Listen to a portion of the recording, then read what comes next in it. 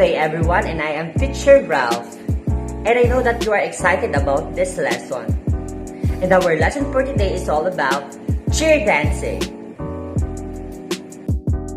What is cheer dance? Also known as cheerleading, refers to a type of group dance that intends to give a motivation and support a sporting team, entertainment to audience, or competition. Most cheer dance group consists of dancers, both male and female, executing different formations and acrobatics. Most cheer dance are boosters, who leads a supporting crowd to make the chants, yells, and simply but creative dance movement to motivate their sporting teams.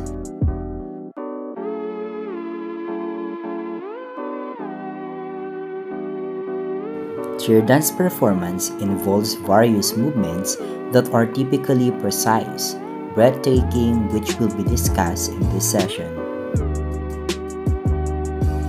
History of cheer dance.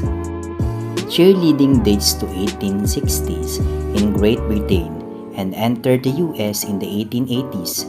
Although women currently dominate the field, cheerleading was begun by men.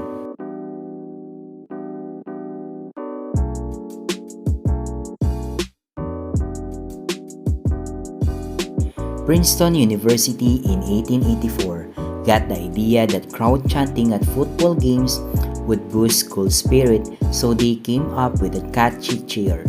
On November 2, 1898, Minnesota student Johnny Campbell led an organized cheer at a football game between Minnesota and Princeton University. So you might say he was the first actual cheerleader. In 1903, the University of Minnesota organized the first cheer fraternity called Gamma Sigma. They likely used a megaphone to project their voices.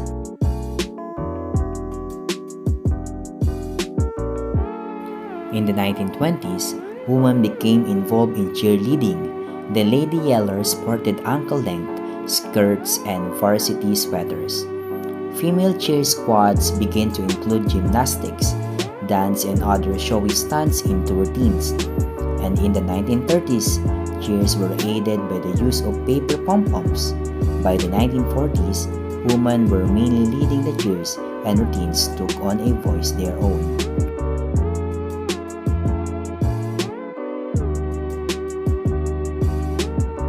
Elements of cheer dance. A cheer dance performance consists of different structure and organized movements which are being scored when in competitions. The movement must be proper and efficient in order to earn scores and avoid deductions. Here are the elements of cheer dance to consider in creating a routine. Yells and chants. Yells and chants are usually done by the performance with pride and confidence. These elements help to encourage the supporting spectator to cheer along and bring the prideful message to the competitors. The basic technique in yelling and chanting is the use of diaphragm instead of the throat. It is done also while doing the other elements of cheer dancing. Basic hand and body movements. Beginning stance. Feet together, hands down by the side in blades.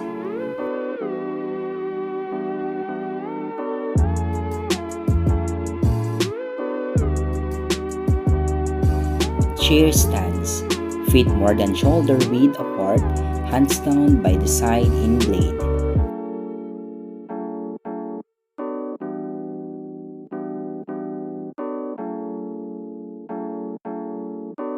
Clasp.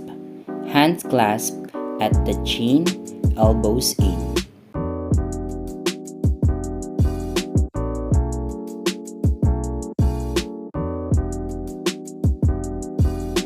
Clap. Hands in blades at the chin, elbows in.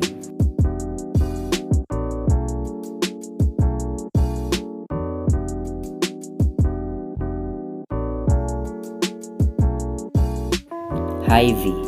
Arms extended up forming a V, relax the shoulders.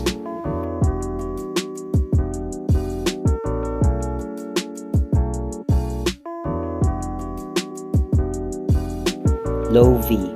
Arms extended down forming a V.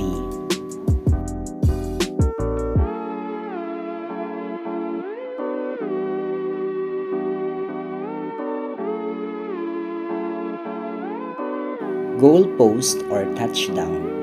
Arms extended straight and parallel to each other, fist facing in.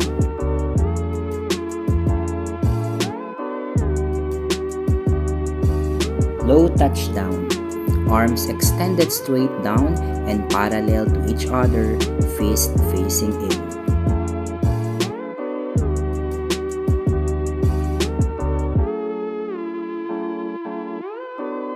Three-fourth T or bow and arrow.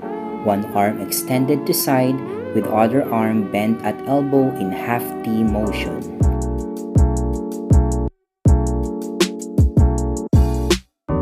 Overhead cone. Arms are straight, above the head in clasp and slightly in the front of the face.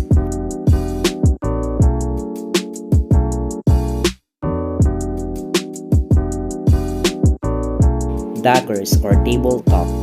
Arms bent at elbow, fist in front of shoulders.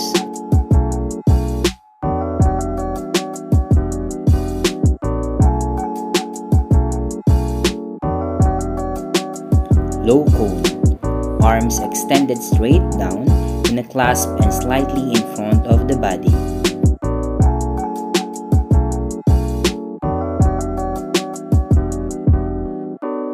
Punch. One arm extended straight up, one arm on hip in a fist.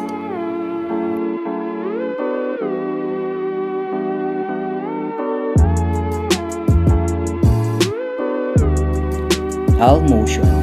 One arm extended to the side with other arm extended in a punch motion, left L shown.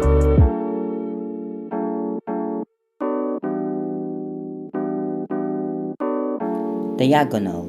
One arm extended in a high V and the other arm extended in low V, right diagonal shown.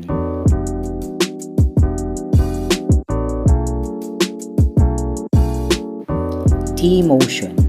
Both arms extended straight out to the side and parallel to the ground.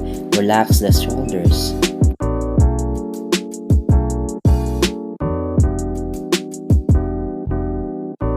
Half T. Both arms parallel to the ground and bent at the elbow, fist into shoulders.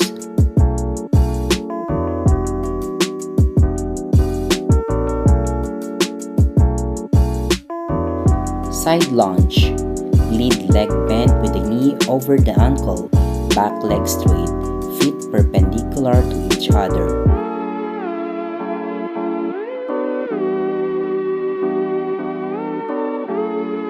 Front lunge.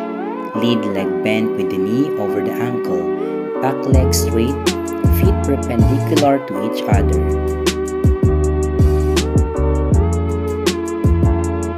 Basic types of jumps. Spread eagle. Spread eagle. Simply swing and jump with arms of doing high V, figure and legs apart, knees facing forward but not toward the sky. This jump is used as progression to learn more advanced jumps. Tuck jump. Legs in front while knees tucked to the chest. Close fists and arms spreading forming T or V figure.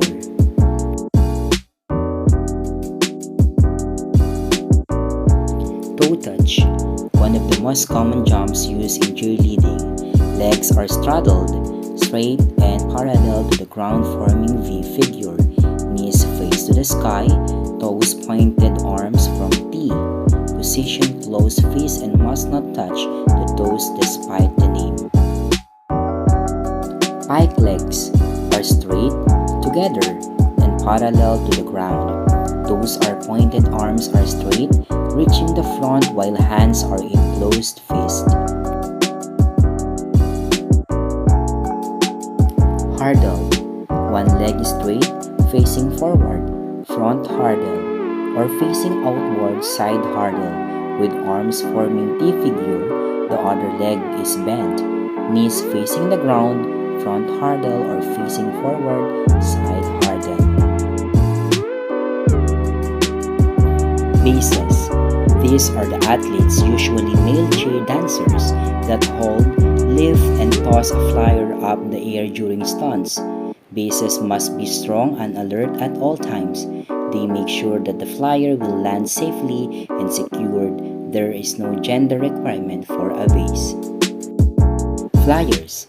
Flyers are the athletes being held lifted and tossed up to perform certain stunts in height or in the air.